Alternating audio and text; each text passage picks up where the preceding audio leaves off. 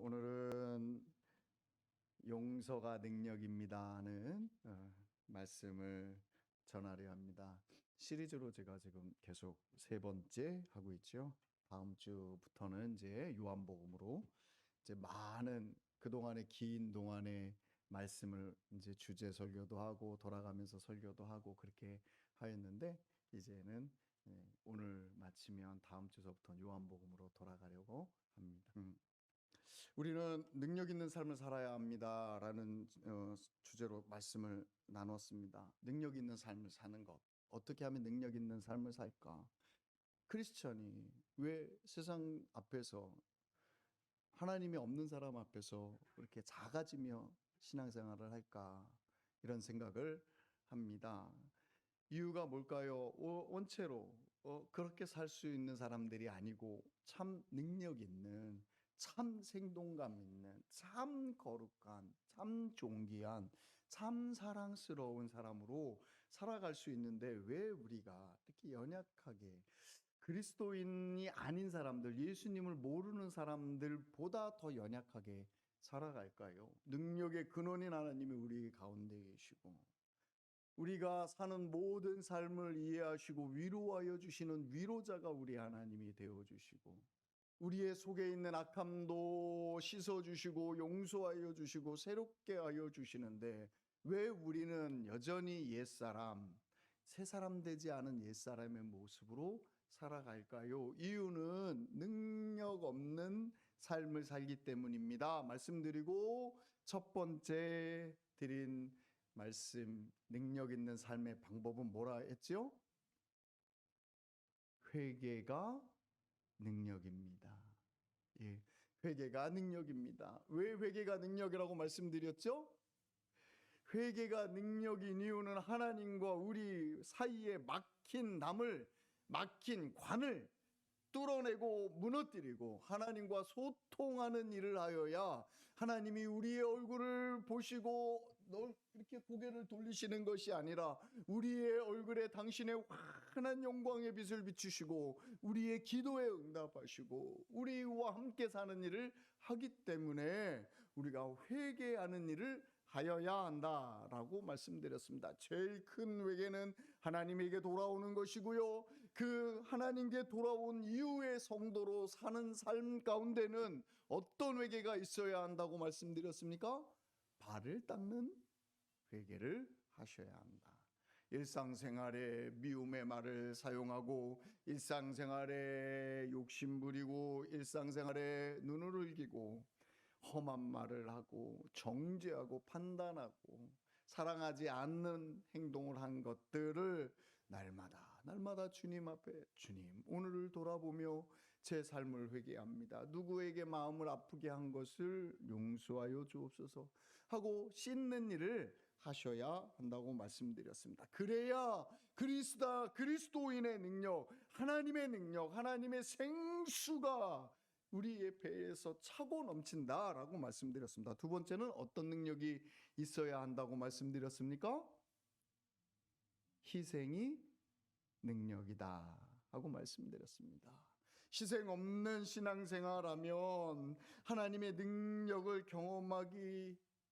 경험할 수가 없습니다. 희생하는 것을 통해서 하나님의 능력이 체험됩니다 라고 말씀드렸죠. 시간 있으면 하나님 앞에 오늘 뭐 심심하니까 교회 가서 놀아나 볼까, 이렇게 교회 오면 안 된다 하였습니다. 내 시간을 떼어서 하나님께 드리는 희생을 해야 합니다. 이러려면 친구도 만나지 못하지요. 하고 싶은 일도 못하지요. 쉬고 싶은 것도 못 쉴 수 있습니다. 그러나 이런 희생을 드릴 때 거기에 신앙의 능력이 나옵니다. 헌금도 남으면 하는 헌금이 아니라 하나님 앞에 떼어서 말라기에서 말씀하신 것처럼 내게 드리라 하는 것들을 내가 너에게 축복 하나 안 하나 좀 보자. 내가 너로 말미암아 언약 백성인 너로 말미암아 하나님의 영광이 너희 삶에 너희 가정에 임하는 것을 내가 주겠다라고 말씀하시는 그 약속을 받으려면 하나님 앞에 구별된 물질이 드려져야 희생의 능력이 있어야 하나님 앞에 영광이 된다. 능력 있는 삶을 산다 말씀드렸습니다. 봉사하는 것도 그리한다고 했지요. 봉사하는 것도 내 힘으로 하는 것이 아니라 주님의 힘으로 합니다 하고 나를 쳐서 복종시키는 거예요. 제가 오늘 예배드리기 전에 권사님 한 분에게 권사님 이제 무슨 일 좀 해주세요. 그것만 해주세요. 그랬더니 아니요, 더 할 거예요. 다 할 거예요. 다 시켜주세요. 이런 말을 들어갖고 제가 너무 행복했습니다. 예, 하나님 앞에 희생이 들어가는 권사님이셔야 하나님이 기뻐하지 않겠습니까? 또 성도들이 보고 배우지 않겠습니까? 우리 권사님이 저렇게 하는데 나도 해야겠구나 하는 따라가는 마음이 생기지 않겠습니까? 사랑하는 성도 여러분, 하나님 앞에 성도로서 사는 능력은 하나님에게 내 자신을 드리는 일을 하는 일을 할 때 신앙의 능력이 나옵니다. 오늘은 용서가 능력입니다를 설교하려고 합니다. 따라해 보시겠습니다. 용서가 능력입니다. 능력입니다. 네, 용서가 능력입니다. 용서에 대한 설교를 하면 보통 성도들이 이렇게 좀 지혜로우신 분들은 목사님이 지금 교회에 무슨 일이 있으셔갖고 서로 싸우니까 용서하라고 설교를 하시나 보다 이렇게 오해할 수 있는데요. 그렇게 하지 않습니다. 예, 제가 용서가 얼마나 중요한 건지, 우리 신앙의 용서가 능력이 된다는 말을 꼭 해야겠기에 지금 설교를 하려고 주제를 정하고 진행합니다. 제가 어제 설교를 금요일까지 설교를 마쳤어요. 이번엔 안 바꾸리라. 중간에 바꾸는 일이 막 강력하게 마음에 동함이 있어서 바꾸는 날이 있어서 밤새는 날이 있는데, 그러지 않고 이번엔 꼭 이거 하리라라고 생각하고 마무리를 딱 금요일 날 저어놨습니다. 그 토요일 날 오랜만에 한가하여서 문집사님하고 점심 식사를 한다고 만났는데 참 얘기하다가 내가 이 설교를 이번 주에 꼭 해야 될, 하나님이 시키시는 말씀이구나 하는 생각이 들었습니다. 문집사님뿐만 아니라 우리가 설립 1주년 하나님 앞에 감사하며 이 주제가 우리에게 꼭 필요한 것이라서 말씀을 담담하게 또 마음의 깊은 곳에 우러나는 설교를 합니다. 사랑하는 성도 여러분, 용서가 능력입니다. 우리 옆에 분에게 한번 인사 나누시고 들으시지요. 용서가 능력입니다. 용서가 능력입니다. 용서가 능력입니다. 성경 말씀대로 강력하게 말씀드릴게요. 성경 말씀대로 말씀드릴게요. 용서하지 않으면 지옥 갑니다. 괜히 하는 말이 아니라요. 용서하지 않으면 지옥 갑니다. 용서하는 일을 하지 아니하고 용서하지 않는 사람이 하나님 앞에 용서받지 못한다라고 말씀하시죠. 용서받지 못한 사람 하나님이 받아주실 리가 없지요. 내가 용서하지 않으면 하나님도 나를 용서하지 않으신다. 용서받지 않은 사람이 어떻게 하나님의 나라에 갈 수 있겠어요? 그러면 좀 세게 말하려면 용서하며 살지 않으면 지옥 갑니다 라고 말해야 합니다. 우리가 인생에 살면서 용서하지 못하는 사람이 많습니다. 용서하지 못하는 사건이 많습니다. 용서하지 못하는 일이 많습니다. 난 평생 용서하지 않으리라 하는 분들을 향하여 오늘 설교를 하려고 합니다. 왜 용서를 해야 하는가? 오늘 예수님이 말씀합니다. 한 나라의 왕이 있습니다. 그 왕에게 신하가 돈을 많이 빚졌네요. 오늘 말씀해 보면 만 달란트라 합니다. 이거 엄청난 돈입니다. 예. 우리나라 돈으로 계산하면 한 6조 정도? 한 사람의 하루 일당이 10만 원이라 할 때 한 6조 정도의 빚을 진 거예요. 엄청나게 빚을 진 거죠. 6조면 계산도 안 되는 돈이에요. 여러분 복권 많이 당첨되면 50억 됩니까? 30억 됩니까? 50억이라고 쳐도요. 이건 말도 안 되는 금액이죠. 이렇게 큰 빚을 진 신하가 있습니다. 빚을 안 갚습니다. 그래서 왕이 신하를 부릅니다. 너 도대체 왜 이렇게 안 갚어? 그리고 오늘 하는 말이 이 말입니다. 오늘 말씀에 갚을 것이 없는지라 25절에 보면 갚을 것이 없는지라 주인이 명하여 그 몸과 아내와 자식들과 모든 소유를 다 팔아 갚게 하라. 이 다 팔아 갚아도 6조를 갚기는 어렵겠죠. 왜 빚 졌는지는 모르겠습니다. 무슨 일로 이렇게 큰 빚을 졌는지 모르겠습니다. 하여튼 빚을 져도 보통 진 게 아니죠. 여러분 대출 조금 받아도 은행한테 쩔쩔매지 않습니까?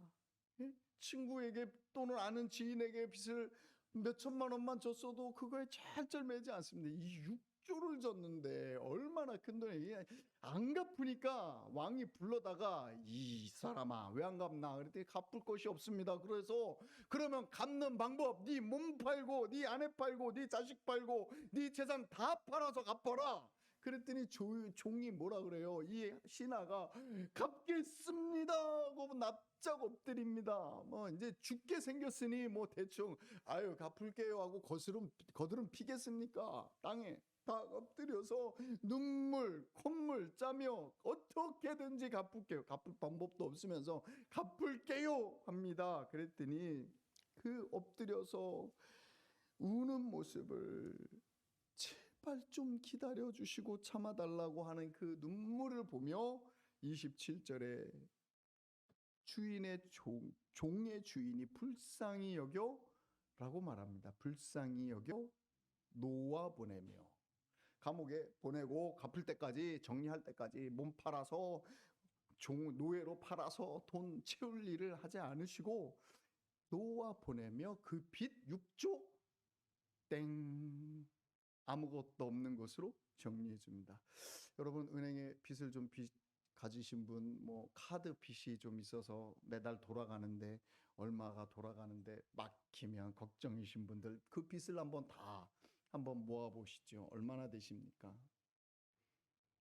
뭐 차 대출금, 뭐 이런 거 저런 거, 집 대출금 이런 거 다 모으면 얼마나 될까요? 한 5천 많으면 1억, 2억 되실래나요? 그거 싹 없어졌다고 생각해 보세요. 얼마나 기분이 뛸 듯이 좋을까요? 행복할 것 같습니다. 정말 행복할 것 같습니다.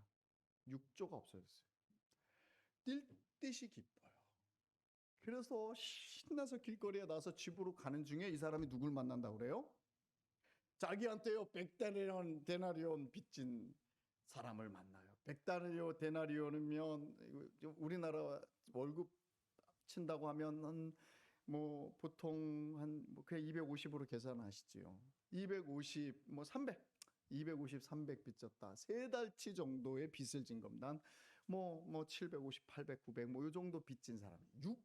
6조를 탕감받은 사람이 3달치 월급 정도를 빚진 사람을 보고 자기 왕이 자기를 대할 때 점잖하게 멋지게 세워놓고 얘기를 점잖하게 한 거와 비교도 안 되게 늑달같이 달려가서 이놈하고 멱살을 쥐고 흔들고 있습니다. 너 왜 돈 안 갚아? 그리고 막 소리를 지르고 나서 멱살을 흔들고 나서 그 다음에 어떻게 해요? 빚을 갚으라고 감옥에 집어넣습니다. 이 이야기를 그 동료 신하가 보았는 거 봅니다. 동료 신하가 보아서 왕에게 왕이요. 이제 뭐 참소를 한 것 같지 않고 얼마나 옆에서 보기에 민망했겠어요. 그 왕에게 가서 신하가 그러더이다. 그 사람이 그러더이다 하고 얘기하니 왕이 화가 머리끝까지 나지요. 불렀습니다. 그리고 하시는 말씀이 이 말씀입니다. 주인이 불러다가 말하여 이르되 악한 종아 내가 빌기에 내가 네 빚을 탕감하여 주었거늘 내가 너를 불쌍히 여긴가 같이 너도 내 동료를 불쌍히 여기지 여기는 것이 마땅하고는 왜 그렇게 여기지 않느냐라고 말씀하십니다. 이 내용이 이것입니다. 내가 너를 불쌍히 여겼지. 그러니 네가 은혜 받은 사람으로, 불쌍히 여김 받은 사람으로 네가 네 동료를 불쌍히 여기는 것이 맞지. 근데 너는 왜 내가 불쌍히 여겨서 너를 사랑하여서 긍휼히 여겨준 것을 베풀지 아니하고 그렇게 살아가니 하면서 하는 말이, 네게 탕감한 빚 다시 갚아라 하고 불러서 감옥에 집어넣었다 하는 말씀이 오늘 읽으신 본문의 말씀입니다. 선교지에서 있었던 일이죠. 필리핀에서 있었던 일인데요. 선교사님이 한국에서 자기가 타고 있는 차가 좋지 않다고 한국에서 후원에 보내서 좋은 차를 아주 그냥, 야, 선교사로서 저 정도 차면 야 진짜 빵빵하네, 야 이 부르주아 선교사네 할 정도로, 예, 선교사님이 아주 좋은 차를 한국으로부터 후원받았습니다. 자기가 타고 있던 차도 괜찮으니까. 예, 그 차를 어떻게 했을까요? 초임 선교사님이, 어리버리한 선교사님이 선교지에서 가격을 모르니까 덤탱이를 씌워서 그분한테 팔았어요. 주변의 선교사들이 그거 가지고 수근수근 이런 일인 거죠. 이런 일. 이 선교사님 마음이 어때요? 한국으로부터 정말 하나도 뭔가 한 거 없이 그렇게 사랑받아서 은혜를 입었으면 같이 사역하는 선교사한테 얘따 이거는 너 그냥 해라 하고 나눠줄 만도 하잖아요. 그럼 그 정도 아니면 정말 괜찮은 값에 팔아줘도 되잖아요. 근데 덤탱이를 씌워서 팔아요. 이 선교사가 실제로 우리 선교사회에 있어서 참 가슴이 아팠습니다. 이런 분을 볼 때 하나님의 마음이 어떠실까요? 오늘 주제는 용서입니다. 용서. 예수님께서 이 말씀을 하신 이유는 베드로가 예수님에게 와서 물어봅니다. 예수님, 내 형제가 내게 몇 번 죄를 지으면 얼만큼이나 용서해 주는 게 많습니까? 하고 물어봅니다. 보통 바리새인들은 3번 용서해 주라라고 말합니다. 예. 3번 용서해 주라라는 것을 베드로가 알고 있어요. 근데 여러분 보통 3번 뭐 별것도 아니지 3번. 근데 여러분 3번 한 사람에게 3번 용서해 주는 일이 여러분 흔합니까? 안 흔합니까? 가만 생각해 보세요. 안 흔해요. 한 번만 내게 잘못하면 넌 끝이요. 한 번 잘못했는데 다시 안 봐요. 2번 이건 철천지 왼수죠. 3번 죽이고 싶어. 예. 한 번도 우리 용서 안 하면서 우리 들은 기는 있어 갖고요. 예수님이 7번에 70번 70번을 용서하라니까 무한대로 용서하라는 말씀은 들어갔고 용서는 맨날 해야지라고 말하는데 실제로 우리의 삶을 보면 한 번 용서하기도 힘든 삶을 살아가요. 이게 우리의 현실이죠. 베드로가 물었습니다. 몇 번 용서합니까? 70번에 7번에 70번을 용서하라. 왜 그렇습니까? 왜 예수님이 이렇게 용서하라고 하실까요? 이유는 이것입니다. 용서받을 수 없는 우리가 예수 그리스도 어린 양의 보혈로 말미암아 용서받은 사람으로 산다는 것은 이 왕에게 육조를 탕감받은 이 신하와 같이 한량없는 갚을 수 없는 일을 해결받은 그 은혜가 우리 가운데 있기에 우리의 삶이 어때야 하냐면 이 왕이 이 신하에게 요구했던 것처럼 내가 너를 불쌍히 여겼으니 너도 불쌍히 여기는 삶을 살으라 하는 것입니다. 다른 말로 얘기하면 이렇게 말씀할 수 있습니다. 우리가 우리에게 죄 지은 자를 용서하지 않으면 예수님이 우리의 죄를 물으시겠다라고 말씀하시는 것입니다. 주기도문이 분명히 그렇게 말씀하시죠. 우리가 우리의 죄를 용서하여 준 것 같이 우리의 죄를 용서하여 주시옵소서라고 말하죠. 그러면 이렇게 말하죠. 우리가 우리의 죄를 용서하여 주시지 않았으니 하나님께서 우리의 죄를 용서하지 않으신 것을 그냥 내 죄가 내 안에 있는 대로 살겠습니다 하는 말과 똑같은 말인 거죠. 그러면 지옥 가는 거죠. 목사님, 예수님 믿으면 천국 간다더니 또 죄를 용서를 받아서 천국 간다 그러는데 죄 용서하지 않으니까 지옥 간다 그러면 이거 진짜 헷갈리는데요. 이렇게 하고 물어보실 수 있습니다. 그런데요, 죄를 용서해야 천국 갑니다. 죄 용서해야 합니다. 라는 말을 들을 때 딱 요 마음이 드시는 분은요, 이렇게 생각하셔야 돼요. 아, 나는 좀 바리새인적인 성향이 좀 있구나. 이렇게 생각하셔야 합니다. 왜요? 용서해라. 그러면 용서하지 않으면 너 용서받지 못한다. 딱 말 들을 때 내가 용서하지 못한 사람이 생각나고 내가 용서하지 못한 환경이 생각이 나서 거기 앞에서 용서를 어떻게 해야지 고민해야 이게 맞는 순서입니다. 그런데 이거 딱 떠나서 이렇게 하는 거죠. 아, 내가 용서하지 않으면 용서받지 못한다. 그러면 내가 천국 못 간다고. 그러면 예수님을 영접하고 예수님 앞에 용서받으면 천국 간다고 하면 그 말은 뭐야? 이게 왜 말이 틀려? 이렇게 가기 시작하면 이건 하나님의 말씀을 내 가슴에 받아들이려고 하는 게 아니라 바리새인들과 같이 예수님을 판단해서 정죄해서 십자가에 못 박은 것 같은 바리새적인 성향이 여러분 안에 있는 것이에요.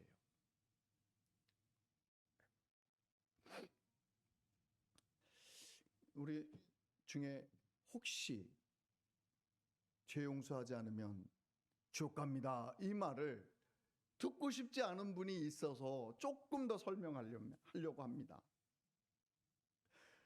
영접하는 자, 곧 그 이름을 믿는 자에게는 하나님의 자녀가 되는 권세를 주셨느니라 라고 말씀하고, 사형리를 통해서 예수님 내 마음에 오시옵소서 하고 영접하고 난 다음에 구원을 얻는 거에 대해서 우리는 딱 한 가지 방법만 생각해요. 장로교식만 생각하는 거죠. 우리 장로교입니다. 분명히 장로교입니다. 장로교는 이렇게 얘기하셔요. 하나님이 예정하시고 예지하신 대로 우리를 인도해 주셔서 하나님 백성 삼아 주셨습니다. 내 구원은 하나님에게 결정되었습니다. 내 구원의 근거는 하나님에게 있습니다. 맞는 말이죠?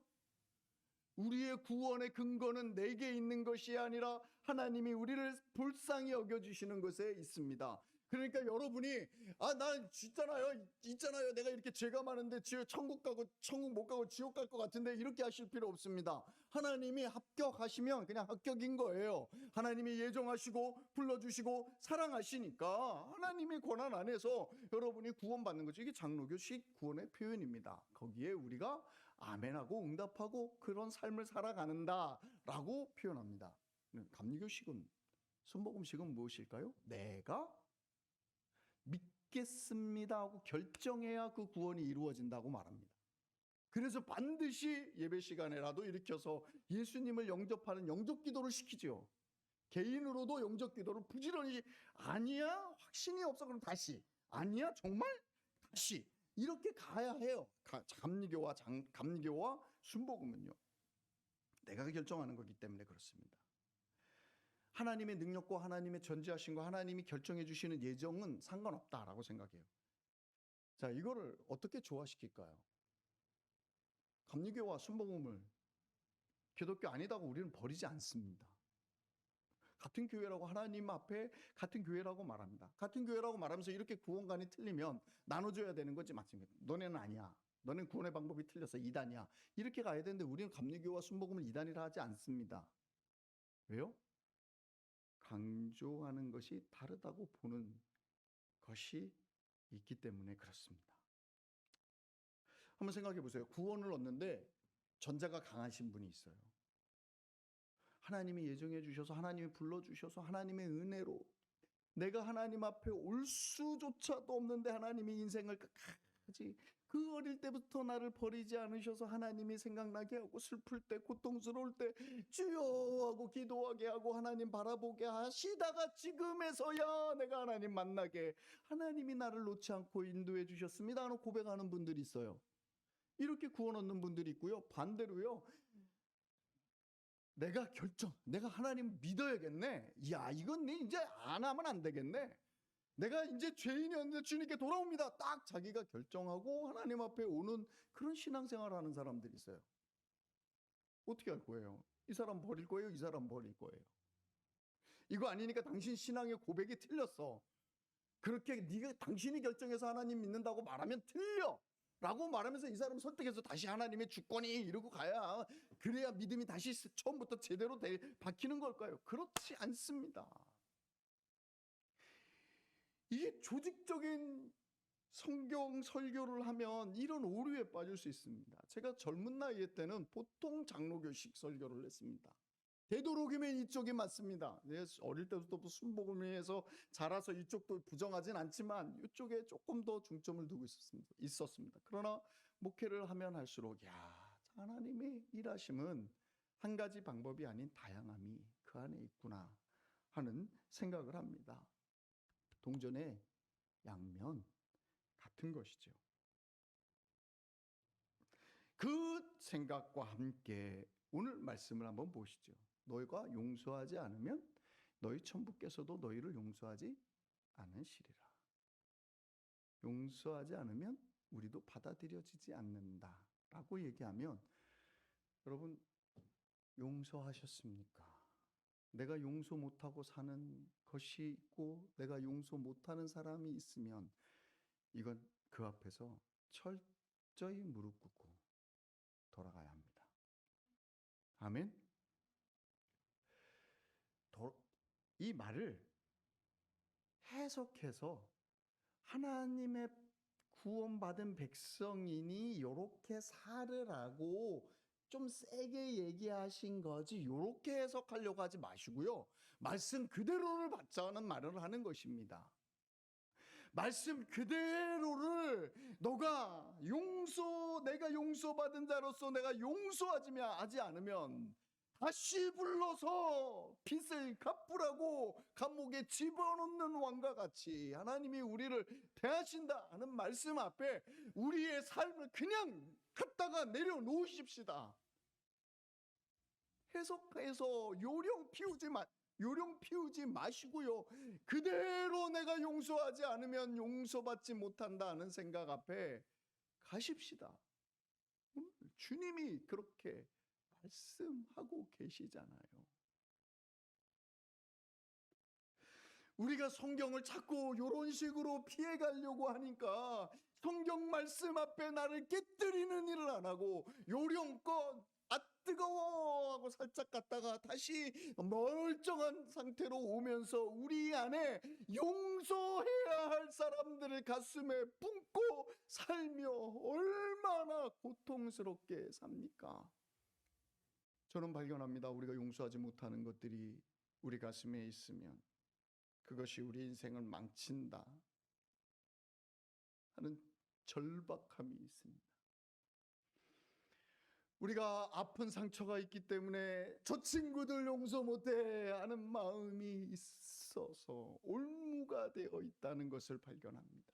자유롭지 못하다, 참 자유를 못 느낀다, 이러면 계속 교회에 아픔이 남을 거다 하는 절박감이 있어서 이 설교를 눈물 흘리며 준비했습니다.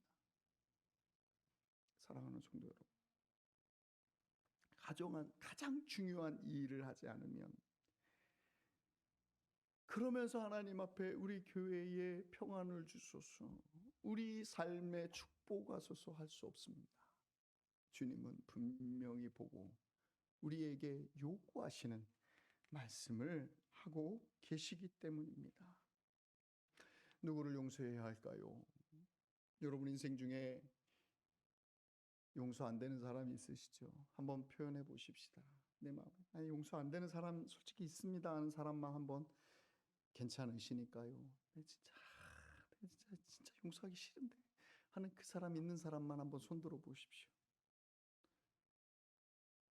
해보세요. 괜찮습니다. 내 진짜 용서가 안 돼. 그 친구, 그 동생, 그 형, 내 그 사람, 내가 그 사람 안 돼. 그러신 분들 계시죠? 안 드셔요? 우리 장로님하고 성도님 안 드세요? 예, 예, 있어요. 있습니다. 하나님 앞에 주의 말씀 듣는다 생각하고 저 주님 있습니다 하고 주님께 손 든다고 하고 눈 감고 한번 해보십시다. 그러면 주님 나 용서 못할 사람 있고 아직도 용서 안 되는 사람 있습니다 하는 사람만 주님 앞에 잠깐 손 들어보시죠. 저도 눈 감겠습니다. 주님께 손 든다고 생각하고 들어보시지요. 네, 손 내리셔요. 안 봤는데 있으시죠? 이 철천지 왼수 내가 죽이지 못해서 내가 나쁜 놈 되지 못해서 잡는다. 그러며 쌓여있는 그 용서 못할 그 인간 그 사람 용서하라고 말씀하시는 겁니다. 누구를 용서해야 하냐면 에이 대충 이래 하는 게 아니라 정말 못할 사람 용서하라 이것입니다. 사업을 망하게 한 그 사람 용서하셔야 하고요. 내 인생을 절망의 구덩이에 쳐놓고 평생 나를 괴롭힌 그 사람 용서하셔야 하고요. 내가 사랑하고 헌신했는데 나를 배신한 그 사람 용서해야 하고, 내가 그렇게 믿었건만 나에게 돌려준 게 그것밖에 안 되는 사람 용서하라고 주님 말씀하여 주시는 줄 믿습니다. 저희 어릴 때 아들들 키우면서 참 재밌는 일이 많이 있었습니다. 둘이 싸웠습니다. 막 싸웠어요. 밥 먹는 시간인데 밥 먹자 그랬는데 밥 먹어 그러니까 애기들이 이제 와서 앉는데 서로 이렇게 빗게 앉았습니다. 미우니까 그랬겠죠. 네. 용서해야 용서를 시키고 밥을 먹여야 될 것 같아서 서로 얹힐 것 같아서 한 소리 합니다. 제가 용서해라 큰아들 동생한테 용서해라 그래라 그랬더니 용서해줘 그럽니다. 둘째 녀석이 아주 걔는 재밌는 얘기를 가끔씩 합니다. 또 제가 야 둘째야 용서해줘라 형 그랬더니요 안 해요. 그래서 제가 한마디 더 하죠. 하나님이 예수님이 원수도 용서하라 그랬는데 용서해라 원수는 아니잖아 용서해라 그랬더니 걔가 뭐라 그런지 아세요? 형이 원수간? 그래서 제가 생각하기에 그렇지 원수 아니지 그랬더니 원수 아니니까 용서 안 해줘.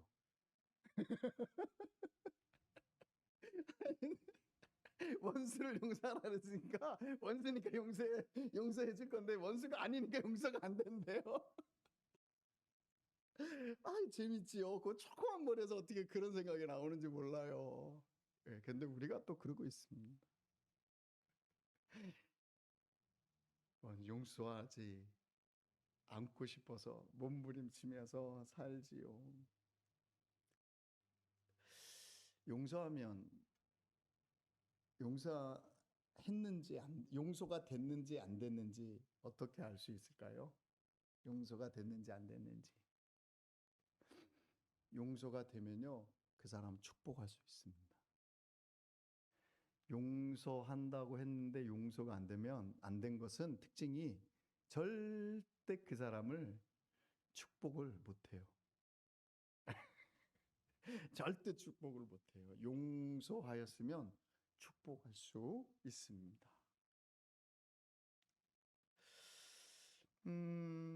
그냥 축복 정도가 아니라 아이 너 복 받아라 이런 정도가 아니라 너 그냥 복 받아 그래 잘 먹고 잘 살아라 이런 비아냥거림의 축복이 아니라 정말 구체적으로 네가 자식을 낳아도 그 자식이 번성하여서 번성하여지고 네가 하는 손대는 데마다 네 사업마다 네 직장마다 너를 하나님이 불쌍히 여겨서 너가 창대해지고 네가 타는 차가 평생 고장나지 않아서 너한테 어려움 끼치지 말고 너희 아내가 아프지 않고 자녀들이 아프지 않고 이렇게 구체적으로 아주 삶 속에 이루어질 일들을 기도할 수 있으면 용서가 된 거죠.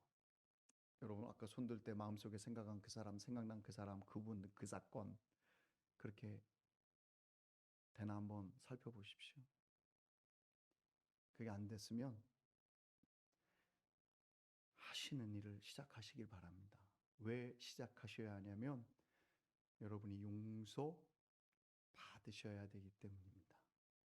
용서하지 않으면 용서하지 않는다 하는 예수님의 말씀은 말장난이 아닌 것이기 때문에 그렇습니다. 사랑하는 성도 여러분, 무엇을 용서해야 할까요? 도저히 안 돼 하는 것을 용서하셔야 합니다. 부부 사이가 좋으면 상관없는데 안 좋아서 싸움을 하면 그렇죠? 저는요, 제 얘기를 해야지 여러분이 감동을 받을 것 같아 제 얘기할게요.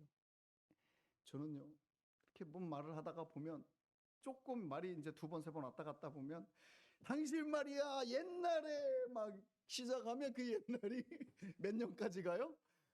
아이씨, 연애할 때까지 나와요. 연애할 때서부터까지.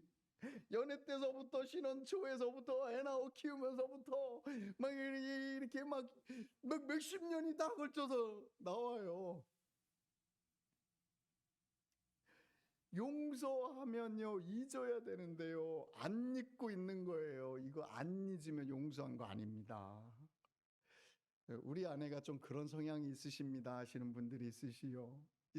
화가 났어. 평상시에 잘해줘요. 그러다가 화가 나서 뭐 몇 마디 같이 하다 보면 말이 섞이다 보면 그다음에 옛날에 당신 말이야 이러면서 막 나오면 이게 이제 10년 전 것까지 막 생각도 안 하고 있는 것까지 막 얘기해요. 우리 이제 막 새신랑이신 형제는 아직 그런 경험 안 해봤겠죠? 예, 우리는 많이 하고 있는데요. 사랑하는 여자 성도 여러분, 여자 집사님들 용서하시기 바랍니다. 남자 성도님들 아멘 좀 크게 하셔요. 사랑하는 여자 성도님들 용서하시고 평생 잊어버리시길 바랍니다. 아멘. 여러분 용서하면요 생각하지 않는 거예요. 다시 말하지 않는 거예요. 다시 떠올리지 않는 거예요. 용서하셔야 합니다. 죽도록 언급 안 하는 거죠. 하나님께서 만약 여러분이 죄 지은 거 때때마다 꺼내셔갖고 너 그때 그랬는데 또 그랬니? 어이구 너 한 번 했는데 또 그랬어? 너 옛날에 그랬잖아. 옛날에 너 중학교 때 그러더니 고등학교 때 그러더니 대학교도 그러더니 직장 생활할 때 그러더니 아이고 애 낳아서 키울 때도 그러더니 지금도 그런다. 이러면 우리가 어디로 가요? 어디로 가? 이 도대체 갈 데가 없어요. 사랑하는 남편들 잘 잊어버려서 아내의 과거는 생각하지 않고 용서를 잘하시는 남편들 훌륭하십니다. 우리 여자 성도님들도 주님을 좀 닮으시길 바랍니다. 한 번 용서하면 기억지 아니하시라는 그런 은혜가 있는 여러분들 되시길 바랍니다. 여자 성도들뿐만 아니라 우리 인생에 여러분 아프게 하고 고통스럽게 하고 진짜 용서는 그 사람이 필요해야 하는데 용서하라고 제가 여러분에게 말하는 것도 미안하지만 여러분이 용서받아야 될 사람인데 용서하라고 여러분에게 다그치는 저도 미안하지만 왜 그러냐면 용서해야 올무가 풀리는 것이에요. 여러분이 자유로워지기 때문에 그렇습니다. 사랑하는 성도 여러분, 용서해야 합니다. 얼마나 힘들다는 거 알아요.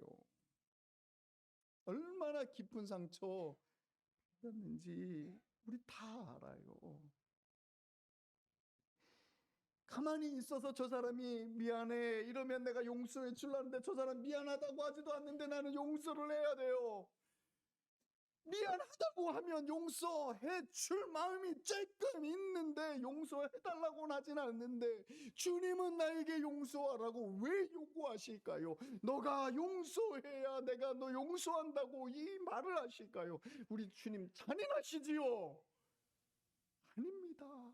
우리 주님 우리에게 엉뚱한 말씀하시고 우리를 힘들게 하는 게 아니라 정말 우리의 살 길을 보여주시는 거예요. 용서해야 그 사건에서 그 올무에서 노임받기 때문에 그렇습니다. 마태복음 5장 22절 23절의 말씀에는 이런 말씀이 있습니다. 네 형제가 너에게 원한을 갖고 있거든 제사 드리기 전에 가서 그거 풀고 와서 예배드리라고 말하죠. 풀지 않고 드리는 예배 안 받으신다고 말씀하시죠. 이게 잘못했을 때의 문제뿐만 아니라 그런 관계에 있을 때에도 해당하는 말입니다. 매여 있는 거 푸십시다. 이제 그만 푸십시다. 자유로워지십시다. 주님이 그래도 내 말을 따른 내 제자구나 하는 그 인정함을 받으시는 여러분 되시길 바랍니다. 이게 바로 용서의 능력입니다. 평생 안 잊혀지는 그 형제 이를 악물고 안 쳐다보면서 사라졌나요? 아니죠.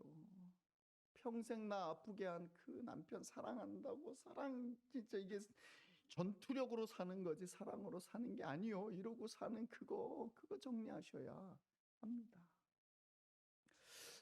제가 예전에 요만한 책자에 코리텐 붐이라는 분의 저자의 책을 읽은 적이 있습니다. 이분이요 독일 분인데 나치가 세계를 점령할 때 유대인들 핍박을 많이 했잖아요. 근데 이 독일 사람들이 유대인들을 핍박하고 죽이는 것을 불쌍히 여겨서 유대인들을 몰래 빼돌려서 도와줬던 사람입니다. 그런데 이 코리텐 붐이라는 여인에게 동네 사람들이 저거 민족의 배신자다라고 얘기해서 감옥에 집어넣고 감옥에 집어넣을 뿐만 아니라 독일 사람들이 이 코리텐 붐 여사를 고문을 했습니다. 감옥에서 얼마나 비참하게 살았는지 그 수기를 보면 감옥에서 막 쩔쩔매면서 하나님은 어디 계십니까 하고 기도하던 그 기도 장면들이 눈물을 만들어요. 여러분 한번 내가 이분의 신앙을 한번 좀 보고 싶다 그러면 코리텐 붐 이렇게 쳐서 그분이 만든 책을 한번 찾아서 읽어보셔요. 근데 이분이 이제 전쟁이 끝났습니다. 전쟁이 끝나고 풀려나서 하나님 앞에 기도하며 신앙하는데 이 말씀이 딱 걸린 거예요. 네가 용서해야 내가 너를 용서한다. 이 말씀이 딱 걸린 거예요. 우리 같으면 살짝 피해가잖아요. 열심히 용서하며 살라는 뜻이지 뭐 요렇게 피해가잖아요. 구원 얻는데 상관없다 생각하잖아요. 그런데 이분은 그와 말씀 앞에서 딱 무릎 꿇고 용서하려는데 용서가 안 되는 거예요. 자기를 이웃이 고발했어요. 이웃이 어떤 사람들이에요? 가까이 살고 의지하고 살던 가족처럼 살던 사람들이잖아요. 그 이웃이 고발했어요. 정말 배신당한 거죠. 그 배신에 어떤 고통을 당했어요.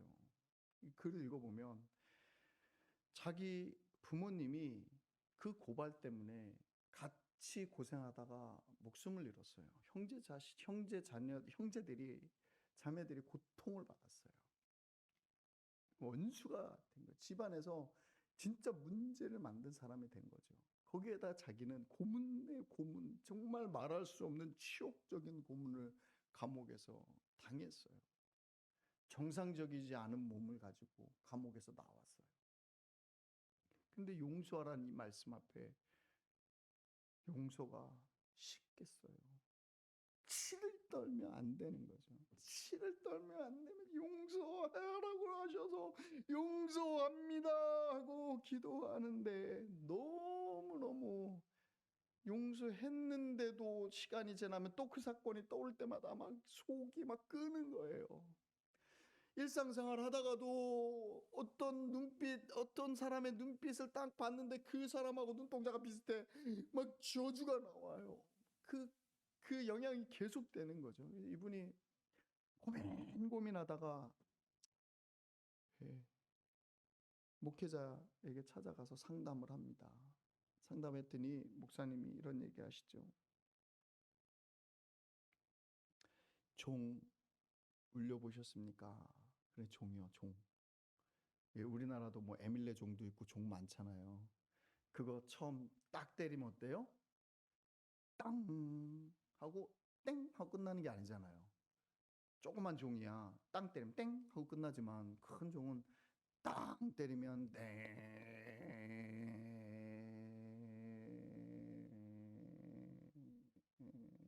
하면서 이게 여운이 있잖아요.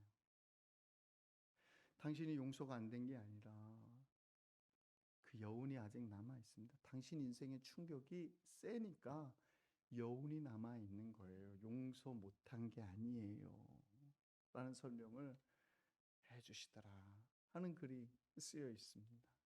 제가 그 생각을 하며 여러분에게 말씀드립니다. 어제 집사님 한 분 만났는데 자꾸 그 생각해요. 자꾸 속상했던 그 일 생각해요. 그 사람들 떠올라서요. 계속 고통스러워요. 그런 얘기를 하셔요. 제가 그 고통 속에서만 머물지 말고 하나씩 하나씩 그건 그거야 하고 딱 정리하시는 일을 하셔요 라고 말씀드렸어요. 오늘 더 여러분과 동일한 말씀을 드려요. 용서합니다 하고 눈물 흘려 용서하고 난 후에는 그게 너무나 아픈 일이기 때문에 계속 여러분 마음속에 남아있어요. 용서가 안 된 게 아니라 용서했는데 아픈 만큼 여운이 있는 거예요.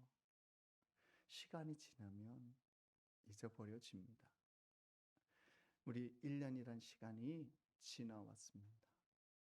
여운이 여태껏 있으실 수도 있고요. 또 한 가지 용서가 내 마음에 용서를 못한 것이 있을 수 있습니다. 사랑하는 성도 여러분, 분별을 해보세요. 여운이 남아서 있는 건지 내가 용서를 안 한 건지. 용서를 안 했다면 주님 앞에 주여, 내가 오늘 주님의 이 말씀을 듣습니다.